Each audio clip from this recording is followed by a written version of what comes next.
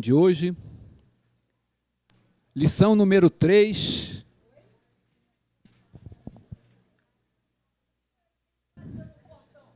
Lição número 3. O avivamento no Novo Testamento. A lição número 2, o pastor Anderson já comentou o avivamento no Velho Testamento, e hoje nós vamos ver então o avivamento no Novo Testamento. Texto áureo da lição diz assim: João 4:10. Jesus respondeu e disse-lhe: Se tu conheceras o dom de Deus e quem é o que te diz, dá-me de beber, tu lhe pedirias e ele te daria água viva. Aleluia. Nós vamos comentar mais adiante esse versículo quando estivermos na leitura bíblica em classe. A verdade prática: a palavra de Deus revela raízes de um verdadeiro avivamento espiritual que perpassa a história. O que é perpassar? É acompanhar, é seguir ao lado. Então, esse avivamento, durante toda a história, ele esteve presente. Deus avivava o seu povo à medida que a história ia caminhando. O que é avivar? Avivar é principalmente despertar. Então, o avivamento traz um despertamento para as nossas vidas, para a igreja do Senhor. Por quê? Porque normalmente o cristão se deixa muitas vezes levar pelo desânimo. A princípio ele está muito avivado, se converte, quer passar a conhecer o Senhor, quer conhecer o que ensina a palavra de Deus, mas ao longo dos anos, muitas vezes ele acaba adormecendo, né? É o que diz a parábola das 10 virgens. A igreja ali se tornando religiosa, a igreja adormecida, morna. E Deus, de tempos em tempos, vem e, através do seu Espírito Santo, provoca um avivamento. Glória a Deus por isso. Aleluia. Em Isaías, capítulo 11, versículos 1 e 2a, está escrito assim: Do tronco de Jessé sairá um rebento, e das suas raízes um renovo frutificará. Repousará sobre ele o Espírito do Senhor. Essa palavra renovo, amados, no original hebraico tem como raiz netzer. E netzer aponta para os termos Nazaré e Nazareno. Assim é que Isaías aí está profetizando sobre o Nazareno, sobre aquele que estaria em Nazaré, cresceria em Nazaré e cumpriria a obra de Deus da salvação. Então nós poderíamos traduzir para o português: e das suas raízes, um nazareno ou alguém nascido ou criado em Nazaré frutificará. Então quem é que trouxe o verdadeiro avivamento espiritual que perpassa a história, como está aqui, né? Verdade prática. A palavra de Deus revela raízes de um verdadeiro avivamento espiritual. E esse avivamento é revelado através da palavra de Deus. Isto é revelado através de si mesmo. Então, esse Nazareno, Jesus, ele vem trazer o avivamento que vem através da palavra e que é colocada, avivada em nossos corações pelo Espírito Santo. Jesus Cristo é a palavra. Em João, capítulo 1, versículo 1, está escrito: No princípio era o Verbo, e o Verbo era Deus. Em Gênesis, capítulo 1, versículo 3, diz assim: E disse Deus, haja luz, e houve luz. Isto é, a criação tem início, com Deus enviando, proclamando, dizendo a palavra. Amém? Da boca do Pai saiu a palavra, haja, e a palavra se tornou vida, se tornou realidade. Aleluia. Amados, a palavra que sai da nossa boca, a palavra de Deus, ela tem poder criativo. Você pode abençoar, você pode amaldiçoar. Não podemos nos esquecer disso. Nós temos na palavra poder criativo. Então, não devemos nunca deixar que coisas ruins, coisas más, negativas saiam da nossa boca. Mas sim devemos sempre profetizar, falar algo que vai nos trazer crescimento, que vai nos trazer prosperidade, que vai nos trazer vida, porque a palavra produz vida, amém? Ela é que move o mundo espiritual. Por isso temos que ter muito cuidado com o que sai da nossa boca, com aquilo que dizemos. Devemos liberar somente palavras de vida, abençoadoras, que vão gerar vida, amém? Glória a Deus. Vamos para a nossa leitura bíblica em classe, João, capítulo 4, de 7 a 15. João 4, de 7 a 15. Diz assim a palavra de Deus. Eu vou ler na Bíblia. É bom que os irmãos também deixassem depois a Bíblia aberta nesse capítulo 4, porque a lição, essa palavra, a leitura bíblica em classe e a lição se baseia muito nela, amém? Diz assim, então, a partir do versículo 7, que está aí na nossa revistinha, e eu vou ler aqui na Bíblia. Nisto veio uma mulher samaritana tirar água. Disse-lhe Jesus, dá-me de beber. Pois seus discípulos tinham ido à cidade para comprar alimentos. Então lhe disse a mulher samaritana, como, sendo tu judeu, pedes de beber a mim, que sou mulher samaritana? Porque os judeus não se davam com os samaritanos, ou não se dão com os samaritanos na época. Versículo 10, replicou-lhe Jesus, se conheceras o dom de Deus, e quem é o que te pede, dá-me de beber, tu lhe pedirias, e ele te daria água viva. Versículo 11, respondeu-lhe ela, Senhor, tu não tens com que atirar, e o poço é fundo. Onde, pois, tens a água viva? És tu, porventura, maior do que Jacó, o nosso pai, que nos deu o poço, do qual ele mesmo bebeu, e bem assim seus filhos e seu gado? Versículo 13, afirmou-lhe Jesus, quem beber desta água tornará a ter sede. Aquele, porém, que beber da água que eu lhe der, nunca mais terá sede. Pelo contrário, a água que eu lhe der será nele uma fonte a jorrar para a vida eterna. Versículo 15. Disse-lhe a mulher, Senhor, dá-me dessa água, para que eu não mais tenha sede, nem precise vir aqui buscá-la. Aleluia. Glória a Deus. Glória a Deus. Essa lição, então, meus irmãos, ela tem como objetivo 1, apresentar o avivamento nos evangelhos. Objetivo 2, saber como se deu o avivamento no livro de Atos dos Apóstolos. E o objetivo 3, conhecer o avivamento nas epístolas e no Apocalipse. Glória a Deus. Vamos para a nossa revista, a nossa introdução. Vamos ler então a introdução. Nesta lição, temos um panorama geral a respeito do avivamento no Novo Testamento. Estudaremos o avivamento trazido por Cristo, mediante aos homens comissionados por ele para proclamar a mensagem de boas novas para Israel e o mundo.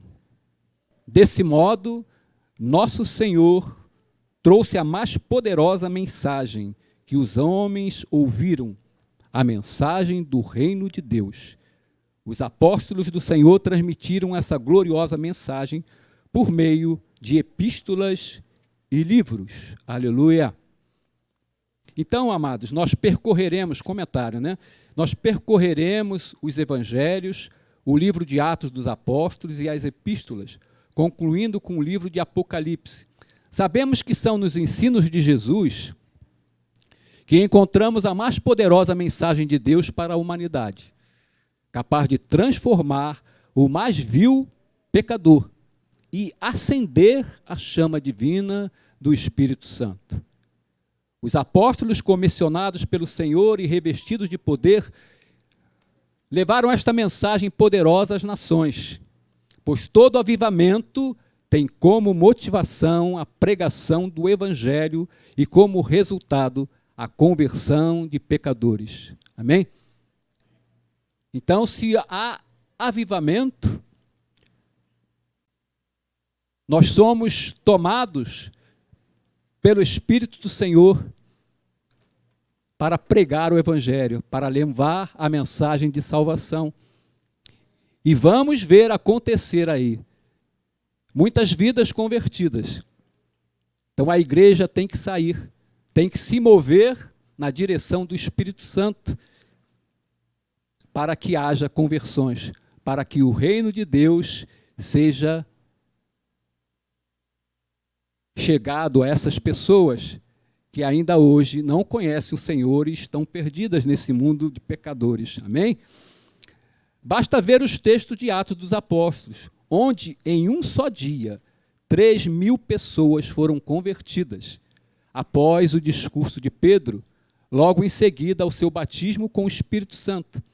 Atos 2,41 diz assim: então os que lhe aceitaram a palavra foram batizados, havendo um acréscimo naquele dia de quase 3.000 pessoas. Aleluia! Então aquele homem, aquele apóstolo Pedro, que antes,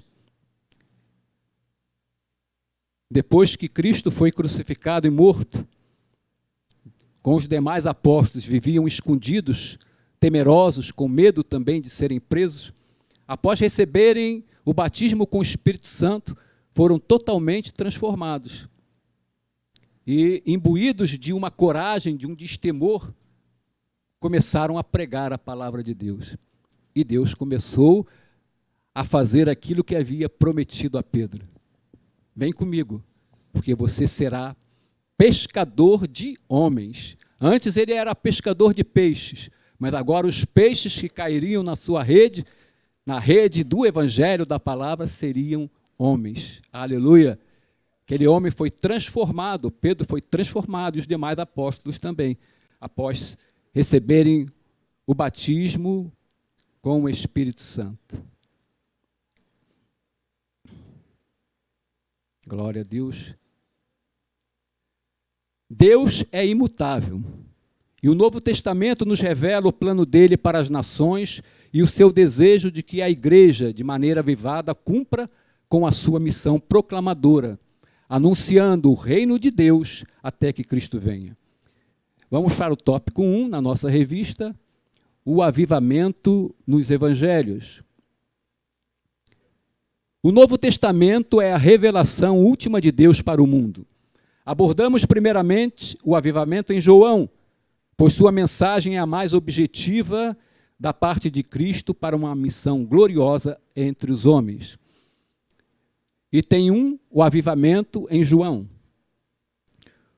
O Evangelho de João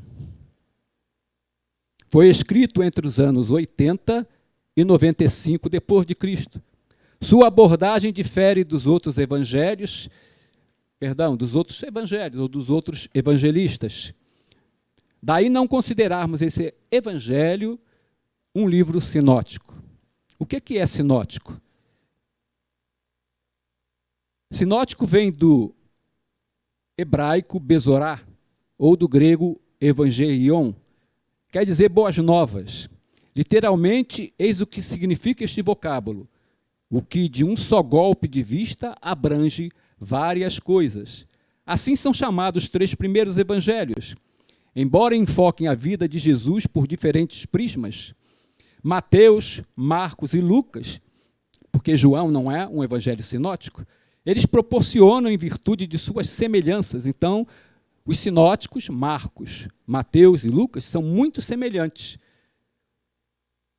Proporcionam uma visão de conjunto de vida, da vida e do ministério e da paixão de Jesus, nosso Senhor. Eles são muito parecidos, irmão. Então, são os evangelhos que são vistos, são escritos sobre uma mesma ótica.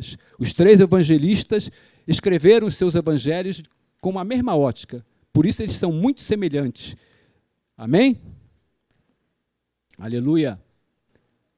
Colossenses, capítulo 2, versículos 12 e 13, diz assim: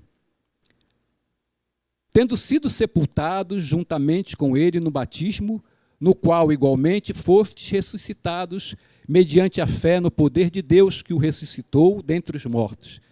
E a vós outros que estáveis mortos, pelas vossas transgressões e pela incircuncisão da vossa carne, vos deu vida juntamente com ele, perdoando todos os nossos delitos. Aleluia, aleluia. Vamos continuar então na revista. Parágrafo 2. No encontro de Jesus com a mulher samaritana, uma água diferente é revelada aos homens.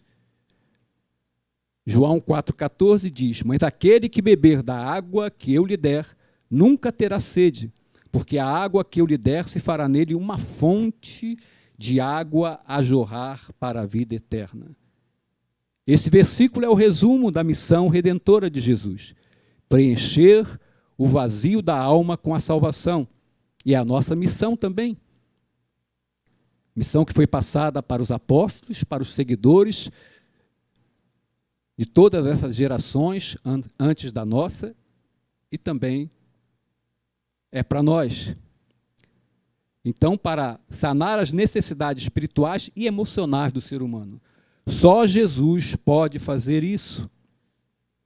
Esse encontro entre o Salvador e a mulher samaritana mostra que o fruto da mensagem de vida traz vida aos que estão mortos espiritualmente, como nós lemos agora em Colossenses. Esse é o maior de todos os avivamentos que uma pessoa pode experimentar. Então, o maior de todos os avivamentos que nós podemos experimentar e já experimentamos, graças a Deus,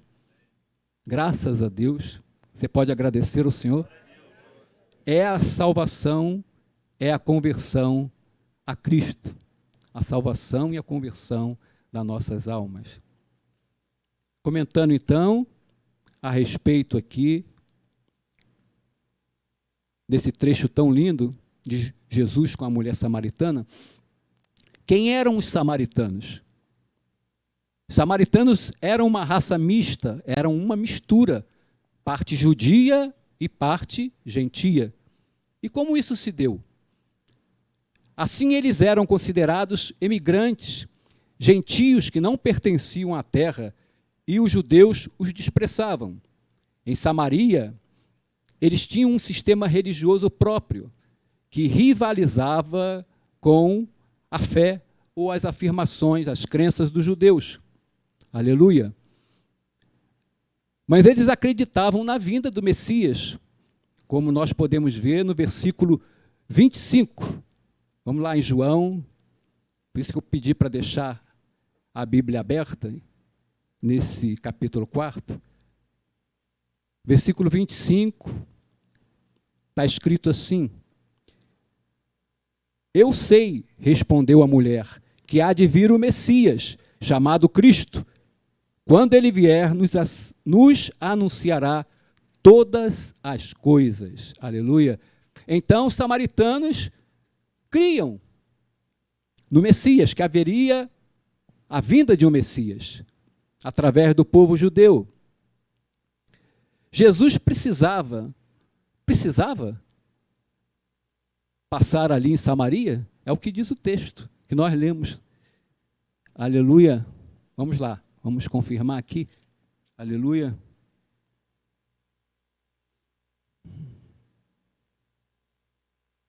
Versículo 4, capítulo 4, versículo 4 na Bíblia. E era-lhe necessário atravessar a província de Samaria. Aleluia. Então Jesus, como está aí no versículo 3, ele deixou a Judéia, retirando-se outra vez para a Galiléia. Os irmãos têm uma visão disso? Nós conhecemos, estudamos e conhecemos o mapa do Brasil, amém? E sabemos que o Paraná, Santa Catarina, está ao sul. Minas Gerais está mais ou menos no meio, no centro. E quando você fala de Amazonas, Pará, você sabe que está lá no norte, amém? Então, quando nós falamos de alguma cidade, algum estado, nós temos, com a geografia, nós visualizamos, entendemos muito melhor o que está sendo dito.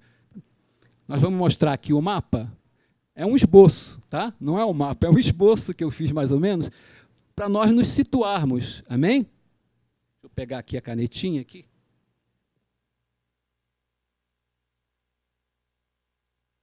Não sei se vai aparecer aqui, ou se os irmãos vão poder enxergar. Aqui. Está vendo a bolinha vermelha aqui? Sim? Então, Jesus deixou a Judéia. Então, como é que é lá em Israel? Primeiramente, Judéia. Judéia está aqui, ó, ao sul de Israel. Samaria, mais ou menos aqui, essa região no centro. E a Galiléia lá no norte, bem junto ao mar da Galiléia. Aqui é o Rio Jordão que desce, aqui é o mar da Galiléia, um lago que é chamado de mar, e aqui é o Mar Morto, onde o Rio Jordão deságua. Amém, queridos? Então Jesus deixou aqui a Judéia e subiu para o norte, para chegar até a Galiléia. Só que nesse percurso, ele tem que atravessar Samaria, onde os judeus eram inimigos, odiados, e também não gostavam dos samaritanos. E normalmente aconteciam questões, aconteciam brigas. Normalmente os judeus fugiam um pouco de passar pelo centro de Samaria, procuravam usar aqui as margens do Jordão até chegar à Galiléia. Amém? Prosseguindo aqui, visto isso, mas Jesus precisava, amados, por causa de uma alma, de uma vida a princípio, Jesus resolveu enfrentar ou passar qualquer que fosse uma situação perigosa, mas passar pelo meio de Samaria. Aleluia. Então, por que atravessar a província de Samaria? Porque Deus planejara que essa pecadora se encontrasse com ele e achasse a água da vida em Cristo. No relato da conversa, podemos ver o caminho que essa mulher percorreu para crer, até ela crer em Jesus. Em primeiro lugar, surpreendeu-a quando Jesus a aborda. Jesus, então, chegou ali junto ao poço de Jacó e sentou-se. E aquela mulher chegou. Era por volta de meio-dia. Por que essa hora? Essa mulher é uma pecadora. Ela provavelmente deveria ser muito contestada por causa da sua vida. E ela fugia de estar junto das outras mulheres que iam buscar água no poço. Então ela procurava ir nessa hora em que o sol era mais forte, em que as mulheres normalmente, ou as pessoas, talvez homens também, mas isso talvez fosse um trabalho de mulher, estivesse ali, para evitar problemas de discussões, de brigas, amém? Então, surpreendeu o fato de um rabi pedir um favor a uma mulher, e muito mais a uma samaritana, pois os judeus consideravam inadequado um rabi falar com uma mulher em público. Não era costume. Ela não sabia nada mais a respeito de Jesus, além do fato de que eram judeus e que tinha sede. Amados, o pecador cego para Cristo, que ainda não conhece a Cristo, está mais interessado nos assuntos do cotidiano, da vida, como pegar água, neste caso, do que nas coisas relacionadas à vida eterna, à eternidade. Segundo lugar, no versículo 10, replicou-lhe Jesus: se conheceras o dom de Deus E quem é o que te pede, dá-me de beber, tu lhe pedirias, e ele te daria água viva. Jesus diz-lhe que ela ignora duas coisas: a dádiva de Deus, que é a salvação, e a identidade do Salvador que estava à frente dela. E assim Jesus fala da água viva, a água da vida. Mas ela interpreta isto de forma literal. Por quê? Porque é típico do pecador, do homem sem Deus, confundir o físico com o espiritual, ou não discernir nada do que é espiritual em relação ao físico. Ele não consegue entender as coisas do espírito, que só se discernem espiritualmente. No encontro com Nicodemos, Nicodemos pensou que Jesus falava de um nascimento físico. João 3, versículo 4, diz assim: perguntou-lhe Nicodemos: como pode um homem nascer sendo velho? Pode, porventura, voltar ao ventre materno e nascer segunda vez? E mais adiante, até mesmo os discípulos, em conversa com Jesus, pensaram que ele falava de alimento literal. Capítulo 4 aí, que nós estamos abertos, vamos lá no versículos 31 a 34. Olha só o que os discípulos também, em conversa com Jesus, como interpretam de forma errada. E andavam com Jesus. 31. Nesse ínterim, os discípulos lhe rogavam, dizendo: mestre, come. Eles haviam ido à cidade comprar alimento, e Jesus ficara ali no poço. Eles chegam com o alimento e oferecem: Senhor, aqui está o alimento. Vamos comer. O Senhor deve estar com fome. Caminhamos tanto e paramos aqui e já trouxemos alimento. 32. Mas ele lhes disse: uma comida tenho para comer, que vós não conheceis.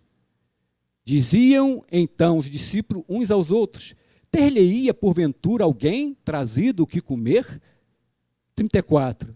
Disse-lhe Jesus: a minha comida consiste em fazer a vontade daquele que me enviou e realizar a sua obra. Aleluia.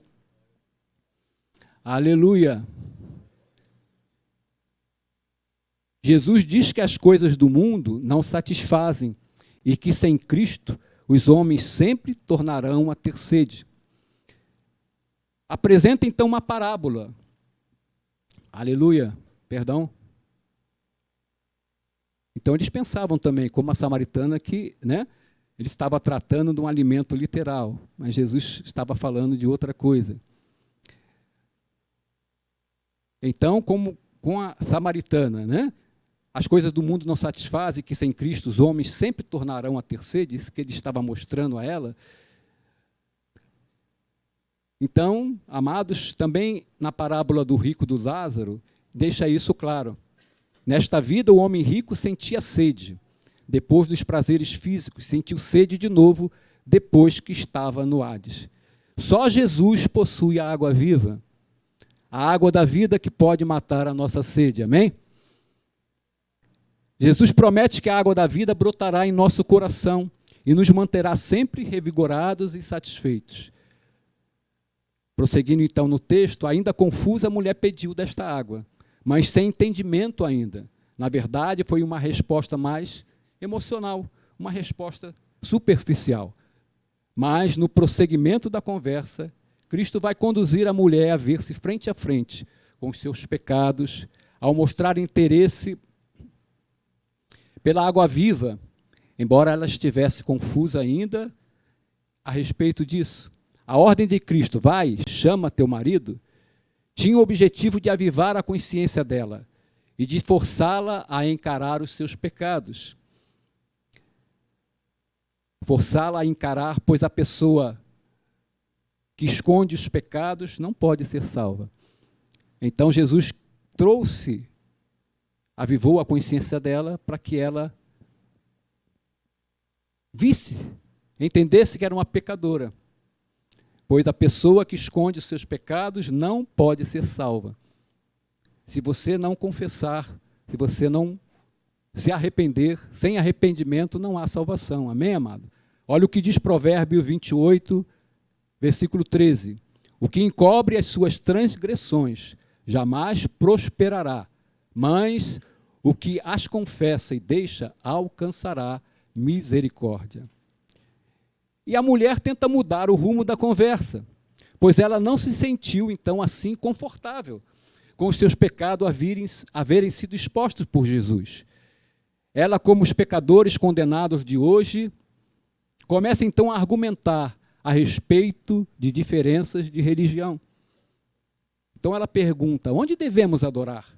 Que religião então está certa? Amados, o importante não é o lugar em que alguém, aleluia, em que alguém adora.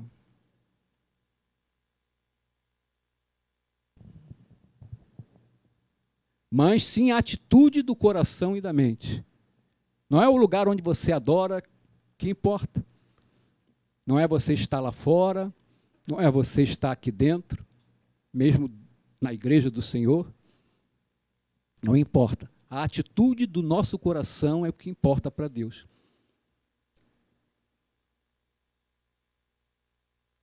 A verdadeira adoração não é apenas forma nem cerimônia, mas tem de ser uma realidade espiritual que esteja em harmonia e em sintonia com a natureza de Deus, que é Espírito. A adoração também deve ser em verdade, isto é, transparente, sincera e de acordo com os mandamentos de Deus, com a palavra de Deus.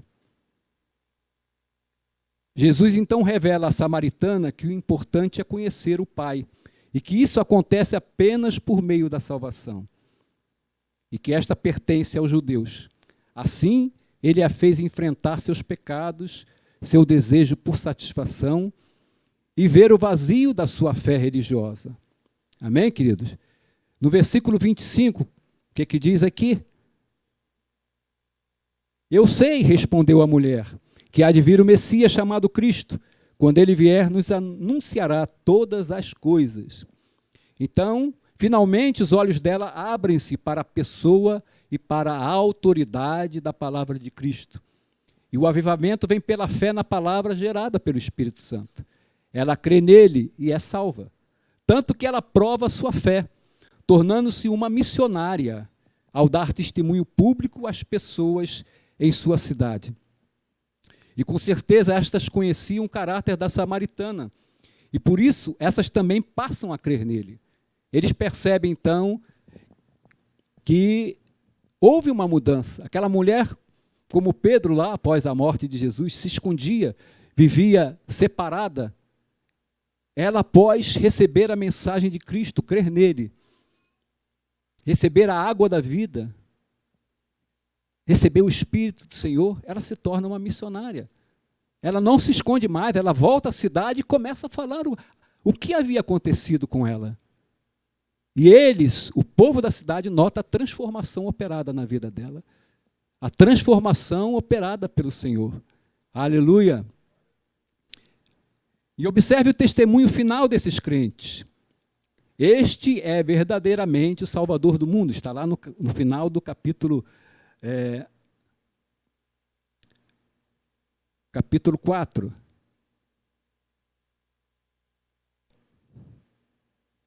Onde está aqui? Deixa eu localizar aqui, para nós lermos aqui.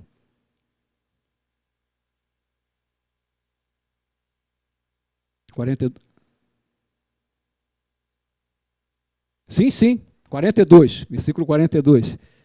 Muitos samaritanos creem em Jesus e diziam à mulher: já agora não é pelo que tu disseste que nós cremos, mas porque nós mesmos temos ouvido e sabemos que este é verdadeiramente o Salvador do mundo. Aleluia. Então, após o testemunho dela, eles também vão lá, ficam com o Senhor, recebem a palavra da vida, recebem também, bebem da água da vida e também são transformados, são salvos. Aleluia. Amado, neste relato de avivamento tão maravilhoso, ali na localidade de Sicar, então aqui no mapa, amados,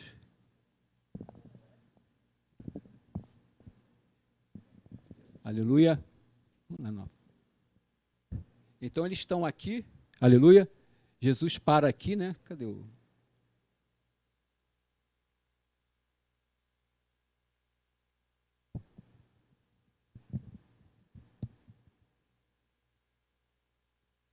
a Galileia aqui, amém? Aqui está Samaria, perdão.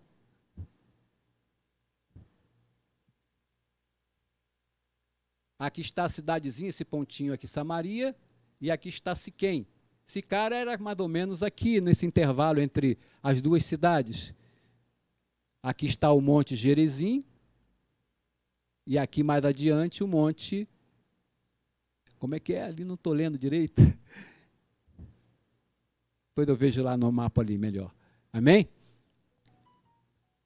Com relação ainda ao mapa, a entendermos a geografia ali na época do Novo Testamento, nessa região aqui habitavam os edomitas, o povo de Edom, aqui o povo de Moabe, e aqui mais ao norte, o povo amonita.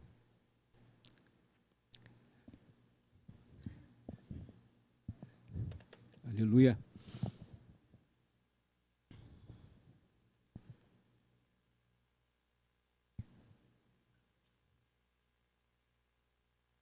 Então, comentando aqui, é interessante também notar o comportamento dos discípulos ao voltarem da cidade, que nós já lemos ali a respeito. Eles estão mais preocupados com o alimento físico do que com o alimento espiritual. Cristo está cansado, está lá no versículo 6, ele está sedento e provavelmente com fome. No entanto, ele põe os assuntos espirituais acima do conforto físico. Será que nós fazemos isto? Ao mesmo tempo em que os discípulos compram alimento, que é uma coisa boa e necessária, Cristo ganha almas, uma coisa muito melhor.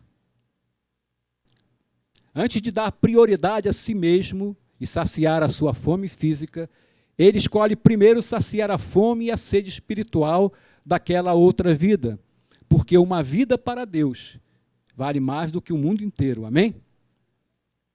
Olha como Cristo fazia. Será que nós deixamos as nossas necessidades físicas? Ou colocamos em primeiro lugar a Deus, a obra de Deus? Paramos os que estamos fazendo, se uma vida aparece diante de nós, ou uma oportunidade, e passamos a pregar a palavra de Deus, parando tudo. Provavelmente os discípulos, no caminho para Samaria, disseram ou pensaram: nunca ganharemos almas aqui. Eram samaritanos. Essas pessoas têm o coração duro e são inimigas do povo de Deus. Entretanto, Cristo abre-lhes os olhos e diz-lhes que olhem para os campos e vejam que já estão brancos e prontos para a ceifa.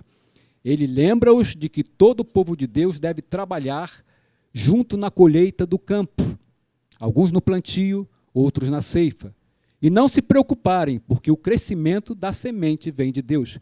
1 Coríntios, capítulo 3, versículo 5 a 9. Quem é Apolo e quem é Paulo? Servos por meio de quem crestes, e isto conforme o Senhor concedeu a cada um. Eu plantei, Apolo regou, mas o crescimento veio de Deus. De modo que nem o que planta é alguma coisa, nem o que rega, mas Deus que dá o crescimento. Ora, o que planta e o que rega são um. Aleluia. E cada um receberá o seu galardão segundo o seu próprio trabalho. Glória a Deus. Neste texto de João, devemos atentar no exemplo que Cristo estabelece como ganhador de almas. Ele não permite que preconceitos pessoais, judeu e samaritano, rivalidade entre os dois, o atrapalhem nessa tarefa. Ele recebe uma mulher de forma amigável e não a força a tomar uma decisão, com sabedoria. Então, usando de sabedoria, ele dirige a conversa e permite que a palavra faça efeito no coração dela. Ele lida com ela em particular e, de forma amorosa, aponta-lhe o caminho da salvação. Ao falar com ela a respeito de algo comum e que estava em pauta, a água, e ao usar isso como uma imagem da vida eterna, ele prende a atenção dela, da mesma forma que no frio da noite ele falou com Nicodemos a respeito do vento. Ele não evitou falar do pecado, mas a fez encarar suas necessidades. A água, então, é um símbolo do Espírito Santo. Por quê? Porque a água é indispensável à sobrevivência humana, como o Espírito Santo é indispensável à nossa vida, à vida eterna, à nossa vida espiritual. Sobrevive-se mais tempo apenas ingerindo água do que se nutrindo de alimentos sólidos. Na vida cristã, temos igual dependência do Espírito Santo, como expressou muito bem o teólogo Mark McLean, que disse assim: sem as águas do Espírito Santo, nossa vida espiritual não demoraria a murchar. A pessoa que se deleita na lei, na Torá de Yahvé, e nela medita de dia e de noite, é como a árvore plantada junto a ribeiros de águas, cujas folhas não caem. O Espírito da verdade flui da palavra como águas vivas, que sustentam e refrigeram o crente e o revestem de poder. A água é conhecida de todos os habitantes da terra. Isso fala do alcance da presença de Deus, confirmada nas palavras do salmista. Salmo 139, versículo 7, diz assim: para onde me irei do teu espírito? Ou para onde fugirei da tua face? Não há como se esconder de Deus. Não há como se esconder do seu espírito. Jesus se apresentou como o pão da vida, mas nunca como a água da vida, pois a água da vida é o Espírito Santo. João, em seu evangelho, explica a expressão rios de água viva, lá em João, capítulo 7, de 37 a 39. Diz ele: no último dia, o grande dia da festa, levantou-se Jesus e exclamou: se alguém tem sede, venha a mim e beba. Quem crer em mim, como diz a Escritura, do seu interior fluirão rios de água viva, porque Jesus é a fonte desta água viva. Isto ele disse com respeito ao Espírito que haviam de receber os que nele crescem, pois o Espírito até aquele momento não fora dado, porque Jesus não havia sido ainda glorificado. Aleluia! O Espírito Santo é a água viva capaz de produzir vida eterna. Só Ele. Só Ele. Não existe outro. Paulo usou a expressão em 1 Coríntios 12, 13, e a todos nós foi dado beber de um só Espírito. Então a igreja do Senhor bebe somente desse Espírito. Tem que beber somente desse Espírito. Não tem de procurar outro, não há outro no mundo. Só o Espírito Santo é a nossa água. É a nossa água que nos traz vida e vida eterna. Amém, queridos? Aleluia. Aleluia. Significando, então, que o cristão recebeu a divina pessoa do Espírito em si.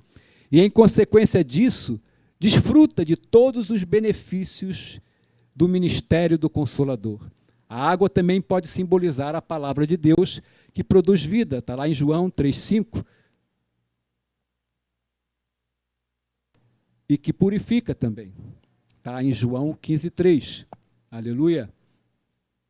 João 3,5 diz assim: respondeu Jesus: em verdade te digo, quem não nascer da água e do Espírito não pode entrar no reino de Deus. João 15,3. Vós já estáis limpos pela palavra que vos tenho dado. Aleluia. Eu comentei aqui a respeito de Nicodemos, a respeito Jesus ali mencionar o vento. Então, por que o vento também é o símbolo do Espírito Santo? Porque ele é poderoso, profundamente diversificado e purificador. O vento simboliza a misteriosa obra do Espírito de Deus, pelo fato de ser enigmático, invisível, poderoso e penetrante. Assim como o vento, o Espírito produz vida e refrigera o coração do cristão. À semelhança do vento, os movimentos do Espírito são absolutamente inesperados e totalmente fora do controle humano. O vento foi apresentado por Jesus a Nicodemos como um símbolo do Espírito em João 3,8. Sem vento não existe vida. Sem o Espírito Santo não pode haver vida espiritual. O vento oferece refrigério. E, embora invisível, quando atua, o vento produz efeitos que por todos são testemunhados, o mesmo acontecendo com o Espírito Santo. Amém? Aleluia. Vamos para o tópico 2, o avivamento em Mateus. Vamos ler na revista.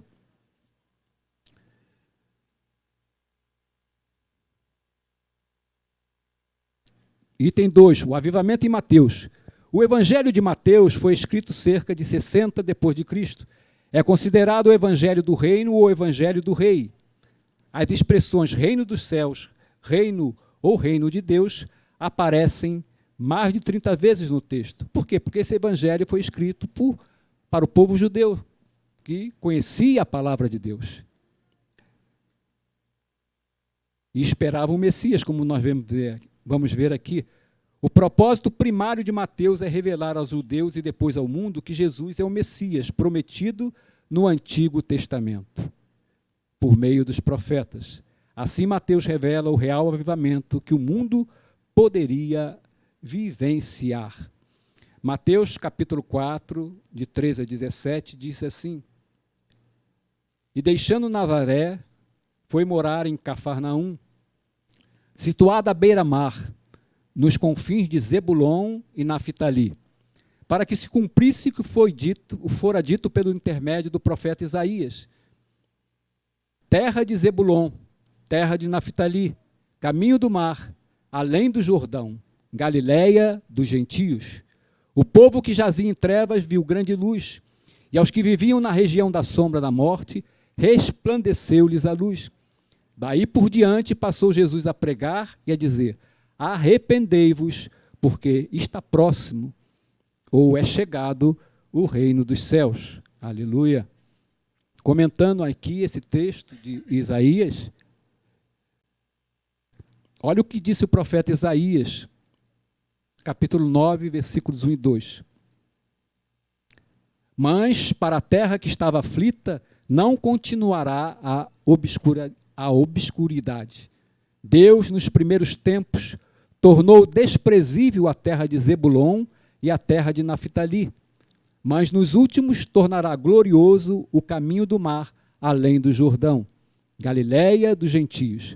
O povo que andava em trevas viu grande luz, e aos que viviam na região da sombra da morte, resplandeceu-lhes a luz. Aleluia.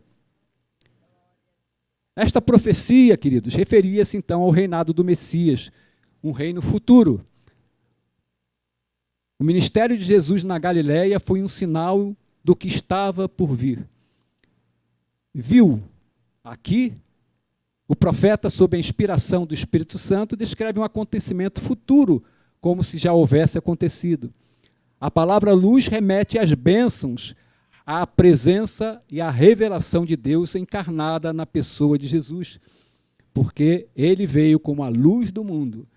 Sombra da morte aponta para o sentimento que havia no coração do povo, desde que aquela região havia sido invadida pelo exército assírio.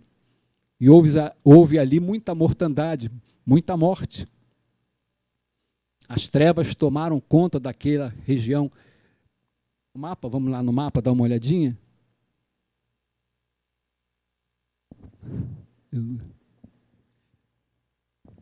Então aqui menciona ainda, é claro que nessa época de Jesus não havia mais aquela situação, daquela divisão em tribos, né? Mas as tribos mencionadas por Isaías, aqui está a tribo de Naftali, era a que se situava mais ao norte, e aqui em laranja a tribo de Zebulon, uma tribo pequenininha, né? Uma área bem pequena. Aqui, bem ao norte, aqui, bem lá em cima do lago do Mar da Galileia, ficava Cafarnaum. Amém? E aqui Nazaré, cidadezinha de Nazaré.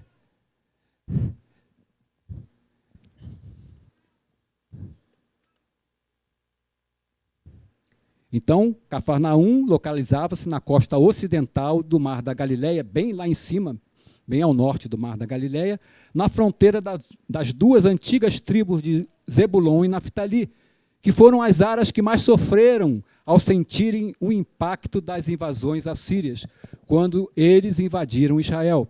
Por quê? Porque a Síria ficava bem mais lá ao norte, não aparece aqui, né? Então, o caminho dos assírios, quando eles entraram em Israel, exatamente as primeiras tribos que foram atingidas pelo exército assírio e pela destruição foram essas duas tribos. No entanto, seriam elas que veriam a explosão de luz causada pelas boas novas do Evangelho.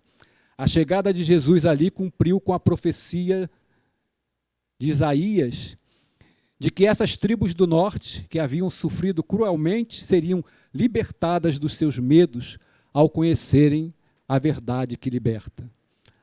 A locução verbal é chegado, significa chegou, surgiu, está aqui, e sugere a inauguração do reino de Deus, mas que devido à rejeição de Jesus pelos judeus, ainda aguarda a sua consumação.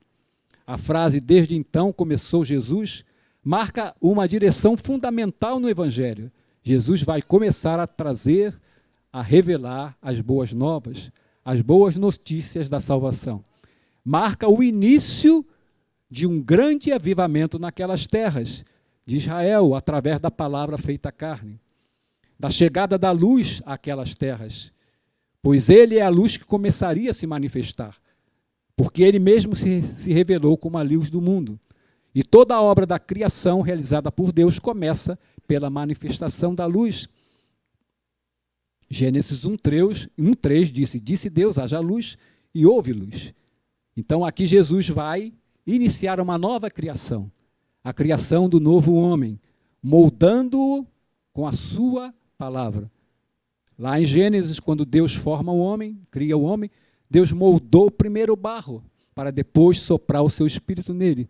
E aqui Jesus vai moldar o novo homem através da sua palavra e posteriormente também soprando nele o seu Espírito Santo, dando-lhe assim um novo nascimento. Amém? Então, um avivamento aí com o começo do ministério de Jesus lá na Galileia. Item 3, o avivamento em Marcos. No Evangelho de Marcos, Jesus é apresentado como servo em 3 aspectos. Primeiro, ele mostra Jesus como servo vencedor sobre as enfermidades, os demônios, as forças da natureza e a morte.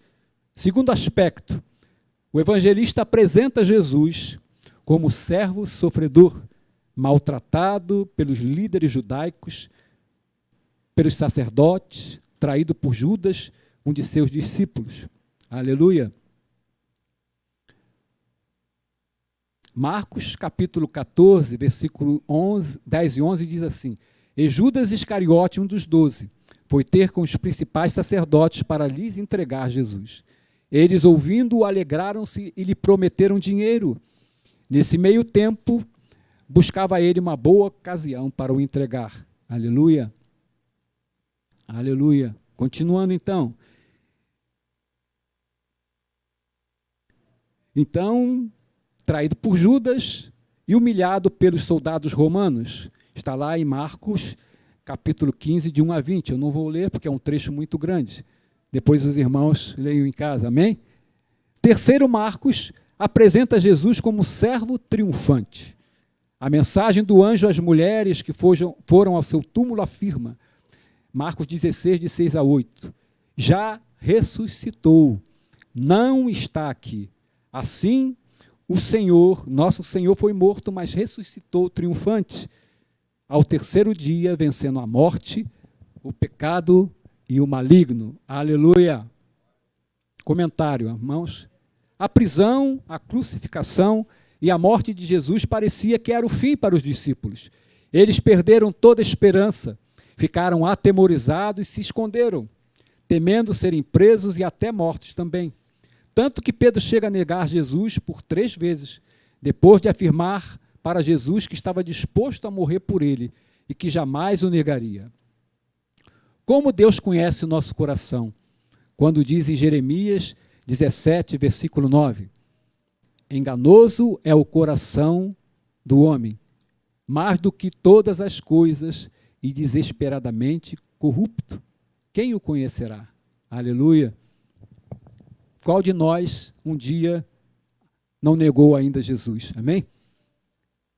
Quantas vezes esquecemos da palavra e, numa situação embaraçosa, às vezes, nós mentimos.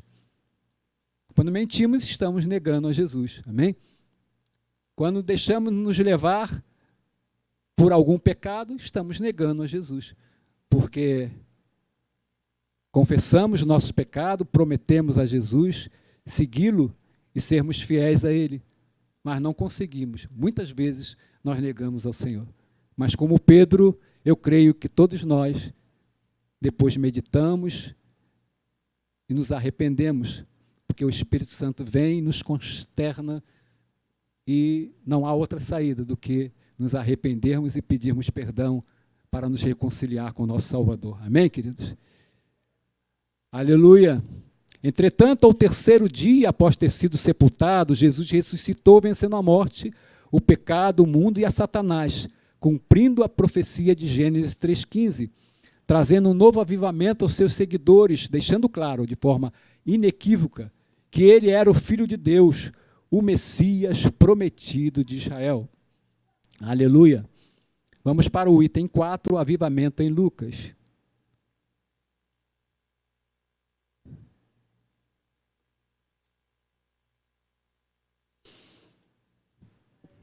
O Evangelho de Lucas, o médico amado, é considerado o Evangelho do Filho do Homem pelos estudiosos. Nenhum outro evangelista retrata tão bem a humanidade de Jesus.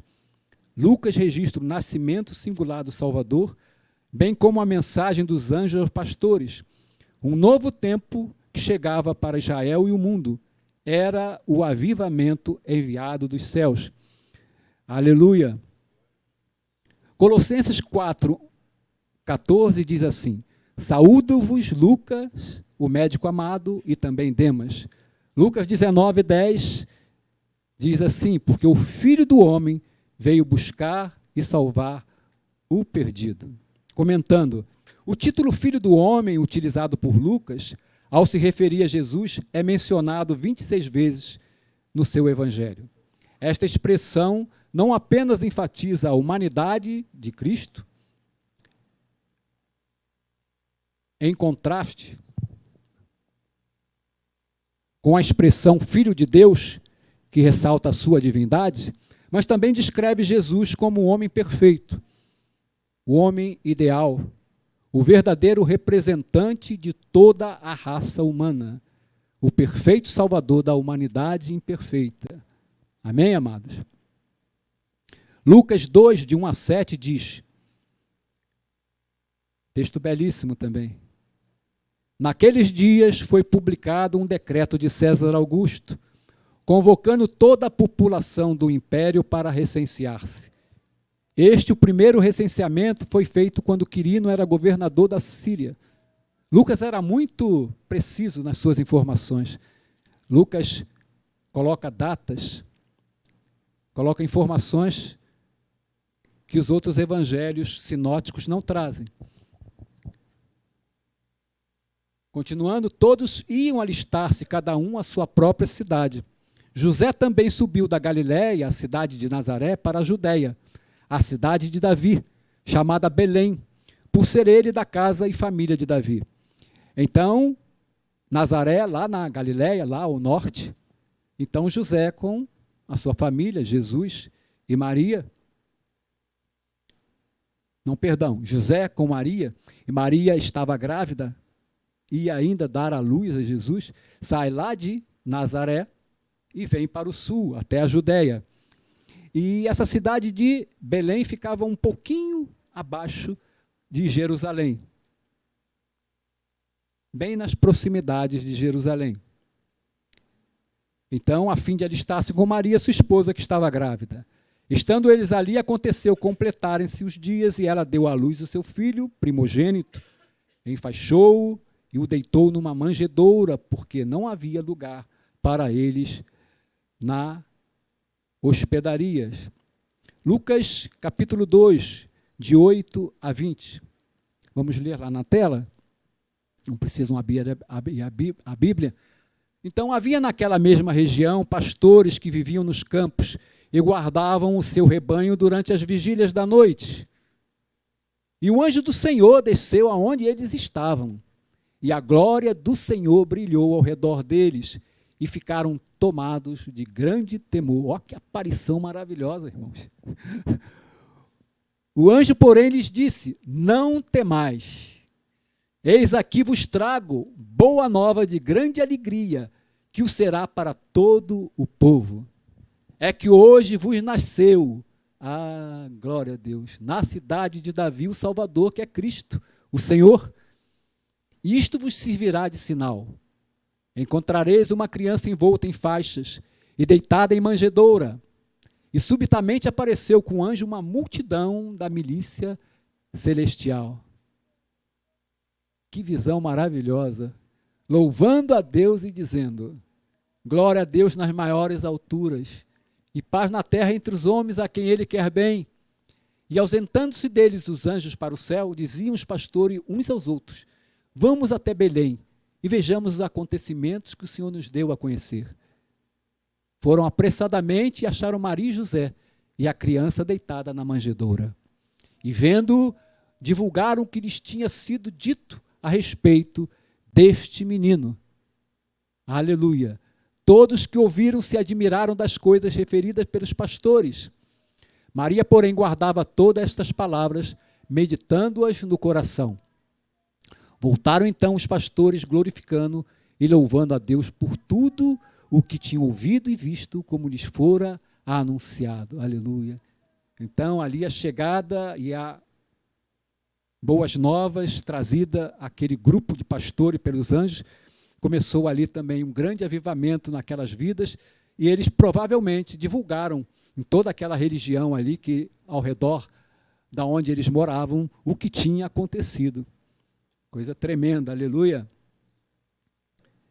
Comentário: amados, este milagre maravilhoso, sobrenatural, impensável à mente humana finita, do Verbo de Deus eterno, infinito em sua grandiosidade e poder, vir ao mundo sendo gerado pelo poder do Espírito Santo no ventre de uma mulher, nascendo como uma criança e tomando a forma de um homem comum, traz ou trouxe, e ainda traz, quando nós lemos, um avivamento extraordinário àqueles pastores, ao ouvirem a mensagem dos anjos de que era vindo o Salvador, o Cristo, o Senhor. Ao constatarem o fato, visitando e vendo o menino, encheram-se seus corações de júbilo, alegria e louvor a Deus por tudo o que tinham visto e ouvido. Eles devem ter espalhado a notícia, o que ouviram e viram, e muitos foram ver a Jesus, também recebendo ali um grande avivamento. Pois estavam vendo ali, estavam na presença do Cristo, daquele que viria trazer a salvação e a libertação. O resumo do tópico 1, o Novo Testamento mostra o avivamento que a mensagem de Jesus pode revelar ao mundo. Vamos para o tópico 2, o avivamento nos Atos dos Apóstolos. Vamos para a nossa revistinha.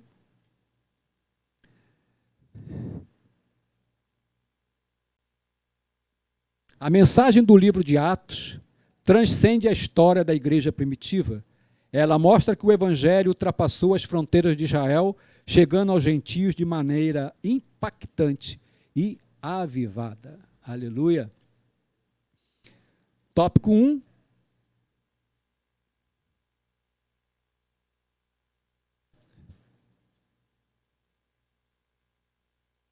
Não, comentando primeiro, antes de entrar no tópico 1. Aleluia. Não, vamos para o tópico 1. Vamos ler o tópico 1, avivamento na igreja primitiva. No primeiro capítulo de Atos, o Evangelho registra as palavras de Jesus, quando nosso Senhor disse aos apóstolos em sua despedida: vós sereis batizados com o Espírito Santo, não muito depois destes dias. Aleluia. Então, após Jesus ressuscitar, nós sabemos que ele esteve com seus apóstolos durante 40 dias. E 10 dias depois, esta promessa se tornou realidade, se cumpriu. Então, 40 com mais 10, 50. Então, ela ocorreu no dia de Pentecostes. A festa de Pentecostes ocorria 50 dias após a Páscoa, que era a primeira festa que os judeus comemoravam. Depois vinha essa segunda, que era Pentecostes. Aleluia! Porque após a Páscoa começava a colheita em Israel. Então, durante esses 50 dias, o povo fazia a colheita do trigo, do que haviam plantado. Amém? E Pentecostes, então, nessa festa, eles entregavam as primícias lá no templo. Cada habitante, cada judeu ia, então, entregar as suas primícias. Aleluia! Vamos comentar aqui. Então, no período da velha aliança, as pessoas não eram nascidas de novo. Por isso, o Espírito Santo não residia nelas. O Espírito Santo somente visitava determinadas vidas, com o fim de capacitá-las para uma tarefa especial designada por Deus.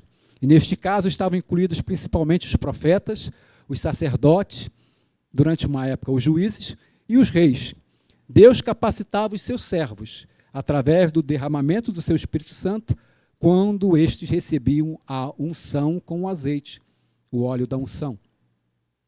Entretanto, no Novo Testamento, com o advento da igreja, não há acepção de pessoas, e se cumpre o derramamento do Espírito Santo sobre a igreja, conforme profetizado pelo profeta Joel e prometido por Jesus antes da sua ascensão aos céus.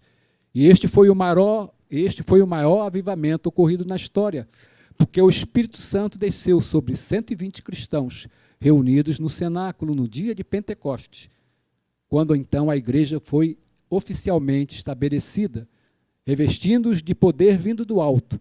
Todos, sem exceção, foram então ali batizados com o Espírito Santo. Aleluia!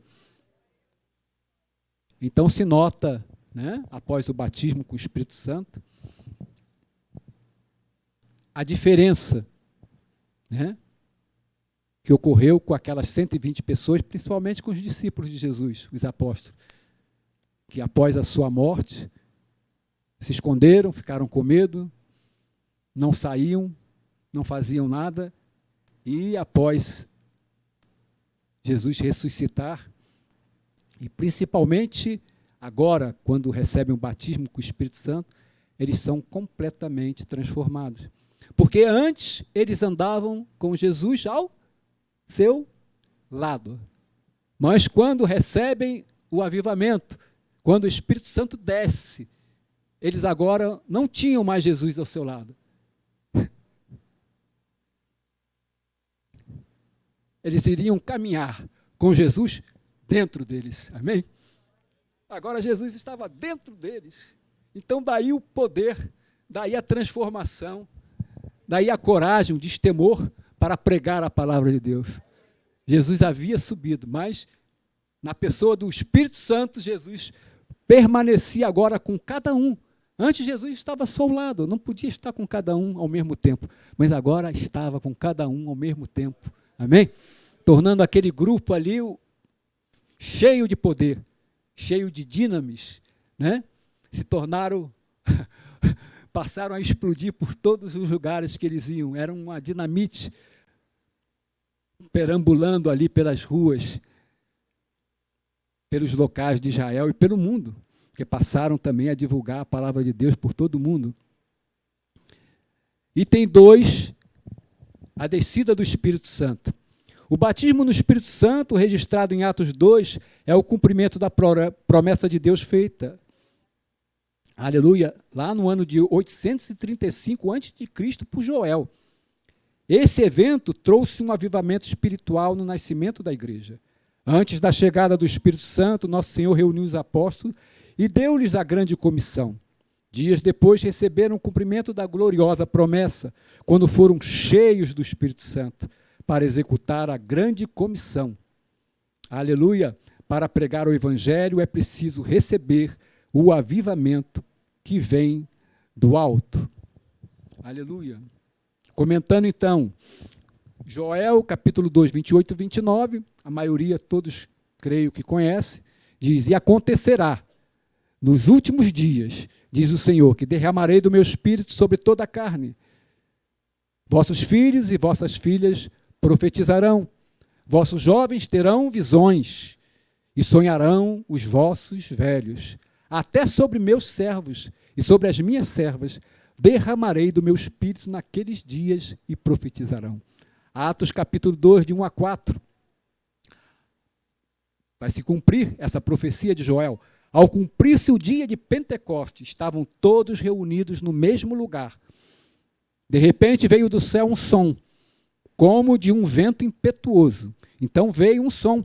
Eles ouviram um som que parecia como um som de um vento impetuoso. E aquele som encheu toda a casa onde estavam assentados. E apareceram distribuídas entre eles línguas como de fogo. E pousou uma sobre cada um deles. Todos ficaram cheios do Espírito Santo e passaram a falar em outras línguas, segundo o Espírito lhes concedia que falassem.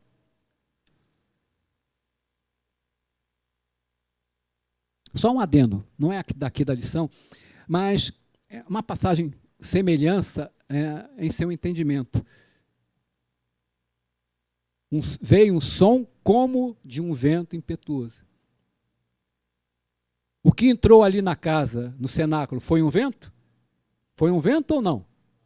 Foi um som, como de um vento. Há uma comparação, como é uma conjunção comparativa, amém? Então há um texto também nas Escrituras que a maioria dos pastores não fazem essa distinção. Jesus, lá no Getsêmani, antes de ser preso, estava ali com Pedro, João e o outro discípulo, Tiago, e ele estava em grande agonia, porque ele sabia o que iria acontecer, o suplício pelo qual ele passaria. Mas principalmente a agonia dele, eu creio que nem seja isso, mas o que aconteceria é que ele sempre, durante toda a sua vida terrena, durante todo o seu ministério, ele sempre estava com o Pai.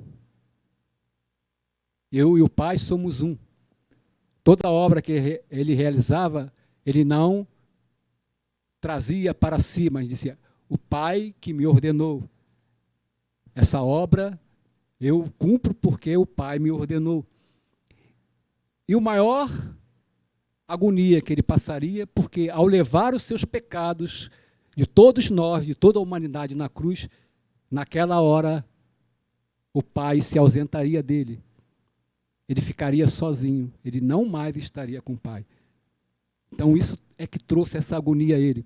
E a palavra diz que, então ele suou como gotas de sangue. Então, eu entendo, no meu entendimento, semelhante a essa passagem, como se fossem gotas de sangue.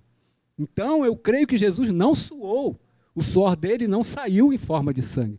Ele suou água, saiu água, porque o suor é água que sai dos nossos poros.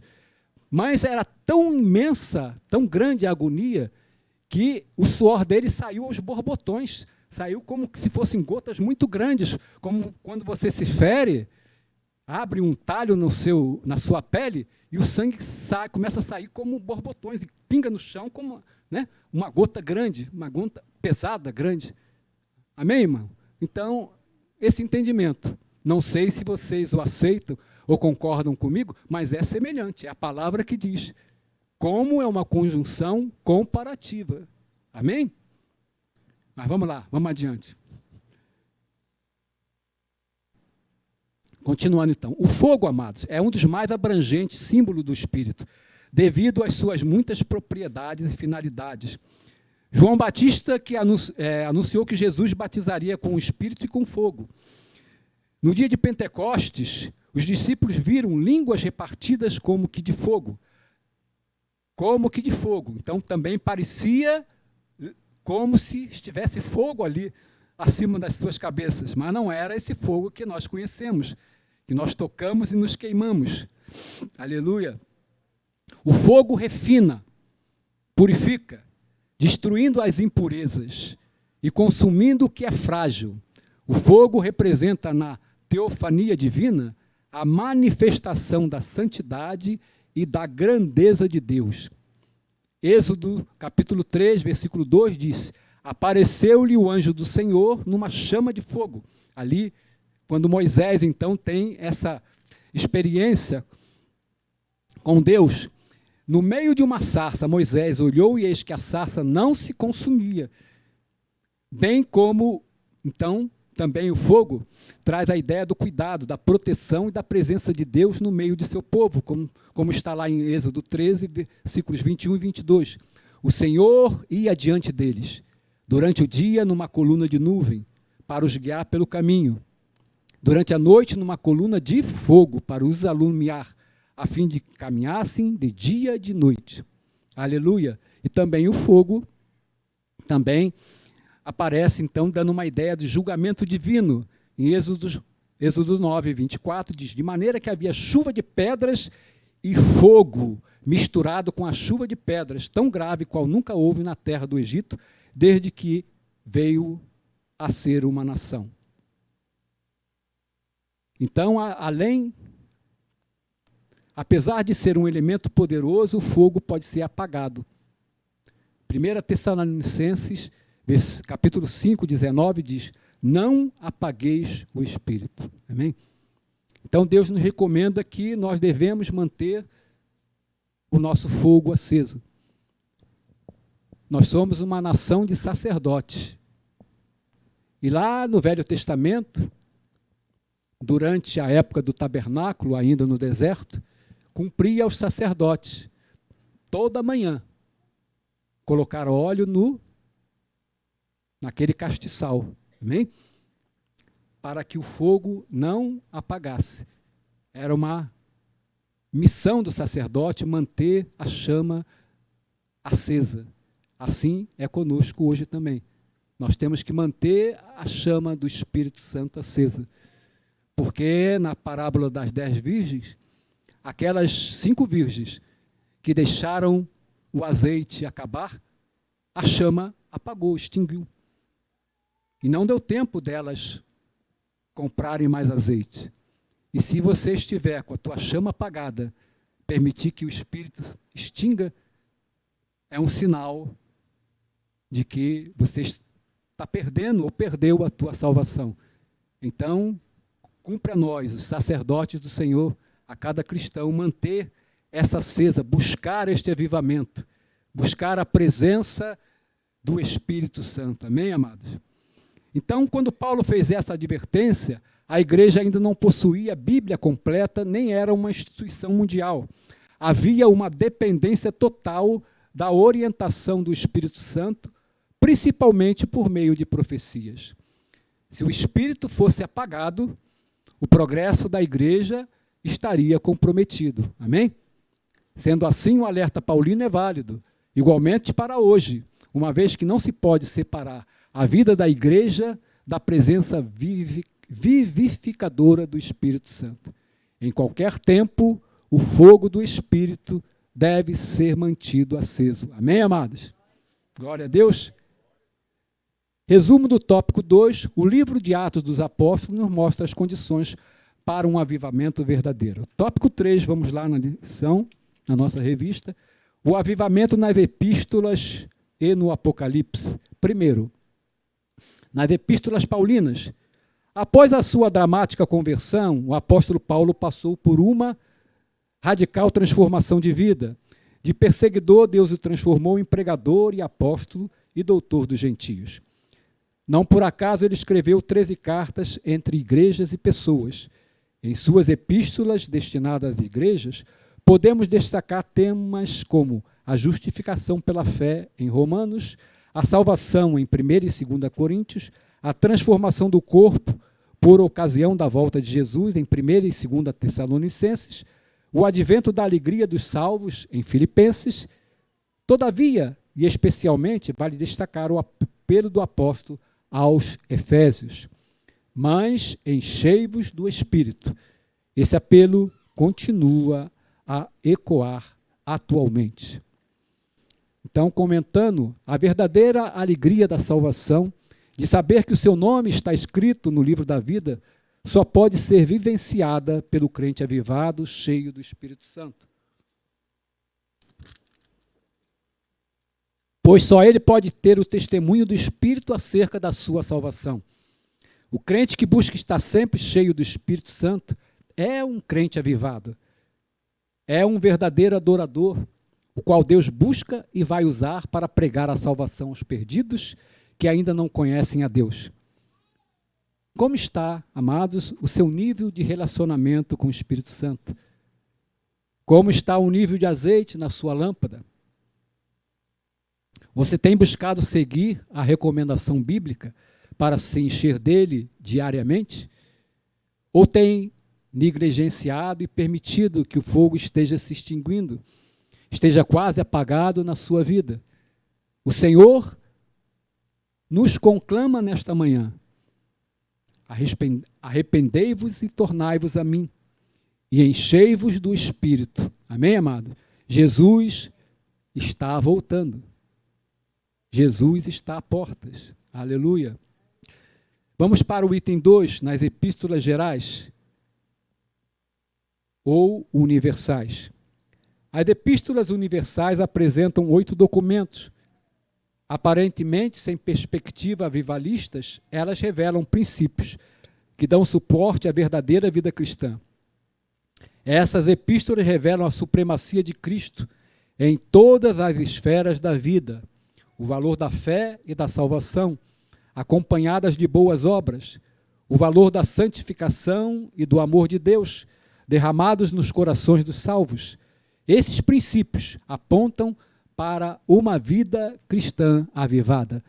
Então, se nós nos enchemos da palavra, nos enchemos do Espírito, se nós meditamos na palavra de Deus, na Bíblia Sagrada, todo dia, nós conseguiremos nos manter avivados. Amém, ama? Mas temos que ter esse desejo, essa fome de beber a água viva e de comer o pão da vida todos os dias. Amém, querido? Nós não nos alimentamos todos os dias para suprir o nosso corpo físico. Então, muito mais o nosso espírito precisa desse alimento para se manter sadio, forte, vivo. Amém, querido? Então, só o crente avivado que aprendeu a viver em submissão ao Espírito Santo, que aprendeu a discernir a sua voz e o seu toque, é quem consegue vivenciar e pôr em prática esses princípios, os quais serão poderosos testemunhos da presença de Deus em sua vida diante dos não salvos, fazendo dele verdadeiramente luz e sal neste mundo de trevas. Item 3, no livro de Apocalipse, vamos lá, né, para nós concluirmos aí na revista. O último livro da Bíblia traz revelações singulares a respeito dos fins dos tempos. A revelação do Cristo glorificado, a revelação de coisas passadas, a revelação de coisas em relação à igreja, em relação às nações, o arrebatamento da igreja, o tribunal de Cristo, a entrega dos galardões, as bodas do Cordeiro. Então, depois de 7 anos em que haverá a grande tribulação na terra, o tribunal de Cristo e as bodas do Cordeiro no céu, Jesus voltará em glória e será visto por todos os habitantes da terra. Aleluia! Ele dará fim à grande tribulação e implantará gloriosamente o seu reino milenial.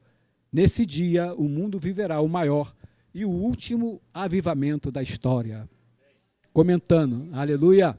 Este será verdadeiramente o maior avivamento da história, porque o que parecia um sonho maravilhoso se concretizará na vida daqueles que viveram e vivem pela fé na palavra de Deus, que foram fiéis até o fim, permitindo que o Espírito Santo os guiasse até a vitória final. Para sempre estaremos com o Senhor, nosso Deus, na glória, e o conheceremos verdadeiramente como Ele é. Receberemos os galardões que Ele prometeu e iremos morar na Nova Jerusalém, que descerá dos céus, e o adoraremos e o serviremos por toda a eternidade. Aleluia! Você pode glorificar o Senhor?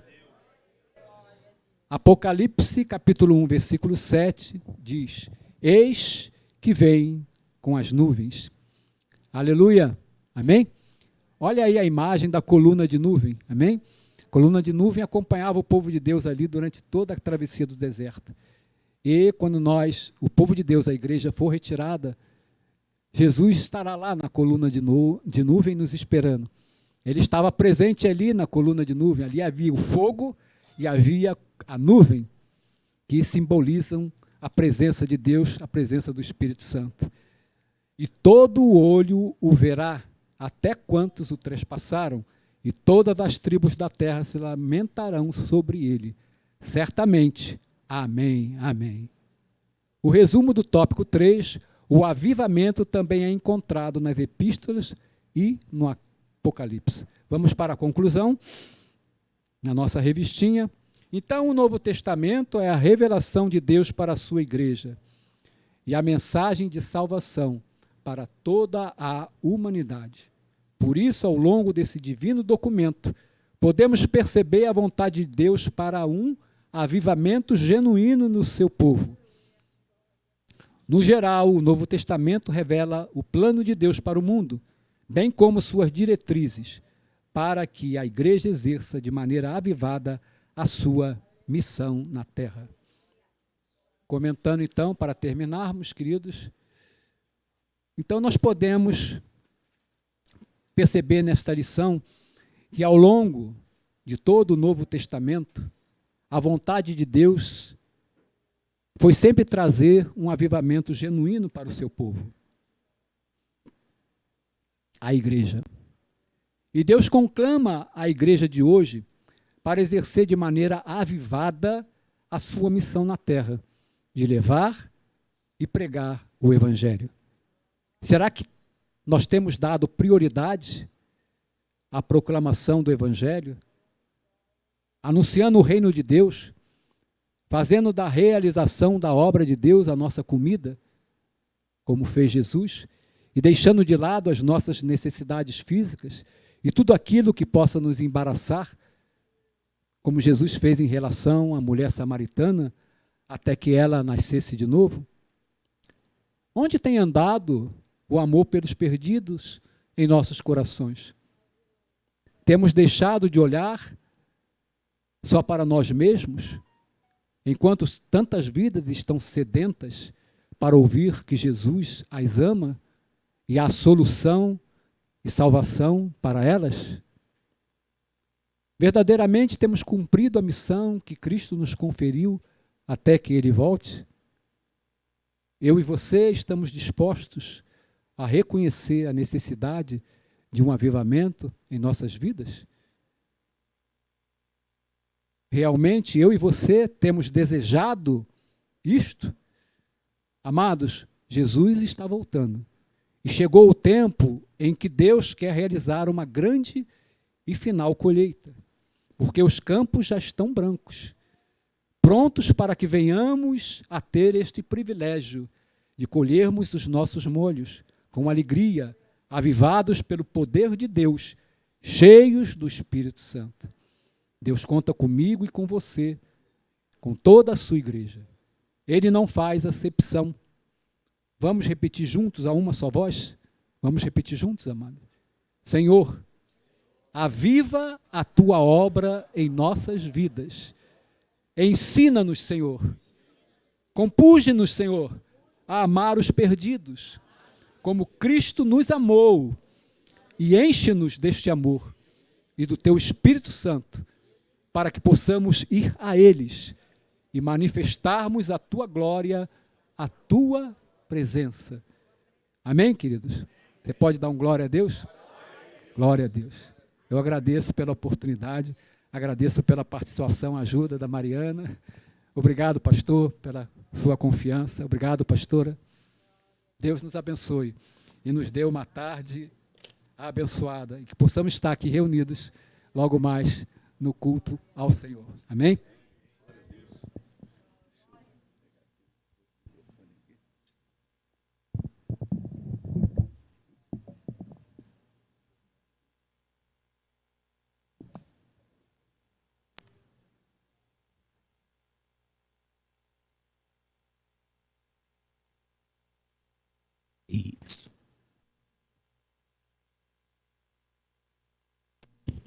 Ei, som.